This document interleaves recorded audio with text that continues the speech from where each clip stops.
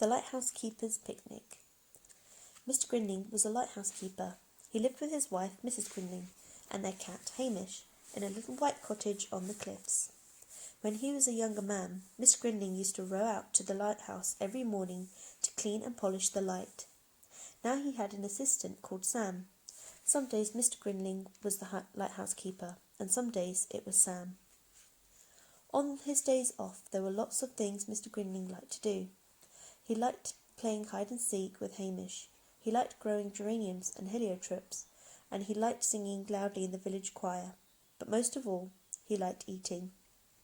Breakfast, lunch and dinner, and little snacks in between. Eating was what he did best. Sometimes while he ate, he would hum a little tune. Mrs. Grinling worried about the eating. "Mr. G, don't you think perhaps you're just a bit too rotund?" She asked. "I don't know how you're going to run the races at the village picnic tomorrow." Mr. Grinling gazed at himself in the mirror. "Nonsense, Mrs. G," he said as he did up his shirt, but he went outside to practice his running before dinner. Mr. Grinling loved the village picnic. All the villagers came, big ones and little ones, running and skipping, huffing and puffing. Mrs. Grinling always prepared a splendid picnic spread, and she always kept it as a surprise. The picnic day started badly for the Grinlings. They woke up at 9 o'clock instead of 8 o'clock. In the rush, Mr. Grinling tripped over Hamish. Hamish hid behind the sofa. They were halfway across the bay before they remembered he was still at home, and halfway across again when they remembered the second lunch basket. They were very late for the picnic, and they forgot to tie up the dinghy. Everybody was lining up for the egg and spoon race when they arrived. Mr. Grinling ran as fast as he was able, but he still came last. He and Joe Jenkins tripped over each other in the three-legged race. As for the last race, he couldn't even fit in the sack, let alone jump. Mr. Grinling was very upset. He stomped off to swim by himself before lunch. He lay on his back with his tummy in the air. Up above, a rainbow balloon drifted. Mr. Grinling sighed. That would be the life, floating just like a cloud. That's what he'd really like to do. He sang a floating song to himself. High in the sky, gently cruising, wrapped up in cotton wool, quietly musing, singing a cloud song. The picnic lunches were magnificent. Mr. Grinling wondered about tasting. A little bit here, a little bit there. But he stopped quite still when he saw Mrs. Grinling's spread. Seafood, she had called it, and it was beautiful.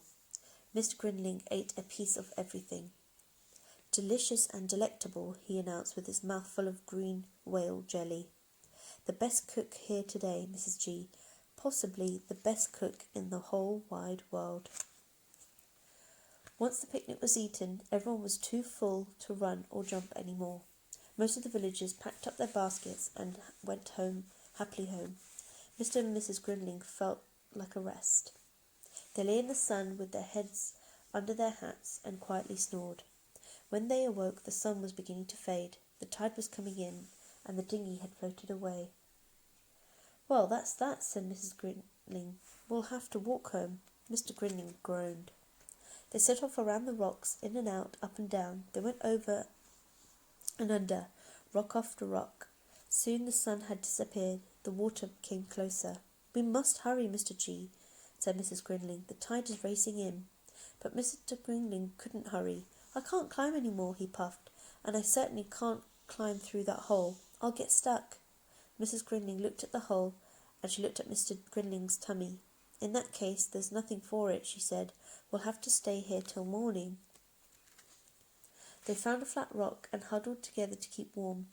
The moon came up. The water rose. Once a wave splashed their feet a little, but it was only one, and then the water began to go down. Sam was surprised to see the lighthouse light still shining the next morning. When he saw the dinghy nudging against the jetty below, he guessed what had happened. He gazed around the bay. Yes, there they were, jumping up and down and waving. He set off right away to rescue them. Mrs. Grinling was cross. Miss Grinling didn't think he'd ever seen her quite so cross. Mr. Grinling, she glared. "That was the coldest and most frightening night I have ever had, all because you're so fat." Mr. Grinling sighed. "You're quite right, Mrs. G. I'm too fat. What shall I do?" "Well," said Mrs. Grinling, "the cakes will have to go, and the chocolates, the crisps and the sweets." Mr. Grinling was horrified, all his favourite foods. He worked very hard at getting thinner. He ran up and down the path from the little white cottage to the dinghy. He cycled like the wind into the village and home again. Some nights he was so tired that he fell asleep in his dinner. But he did miss the little snacks. "Just one chocolate biscuit, Mrs. G," he pleaded. "No, Mr. G," she said firmly, "not even half of one." Sam didn't like it when Mr. Grinling was unhappy. "I'll get you a little something," he whispered. "Mrs. Grinling need never know."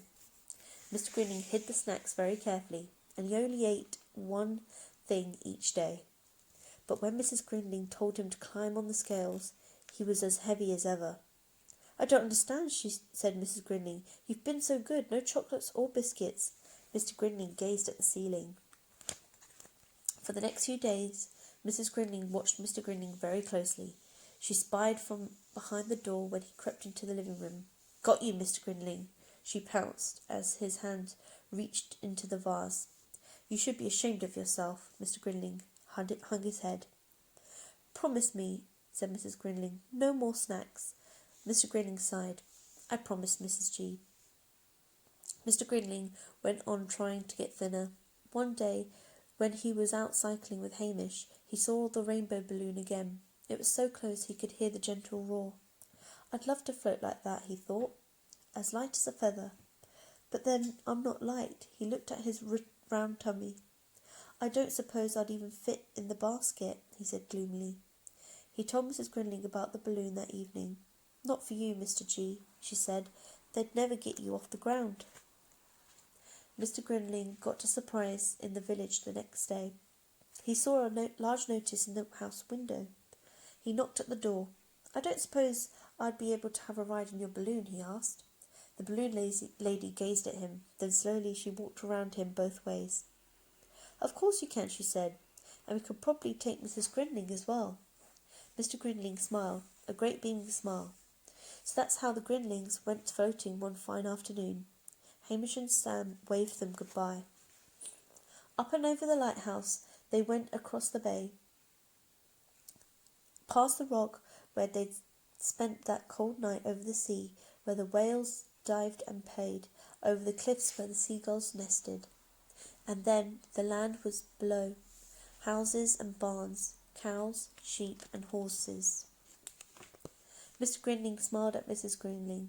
"This is the best thing I've ever done," he said, "and it's even better than eating." High in the sky, gently cruising, wrapped up in cotton wool, quietly musing, singing a cloud song.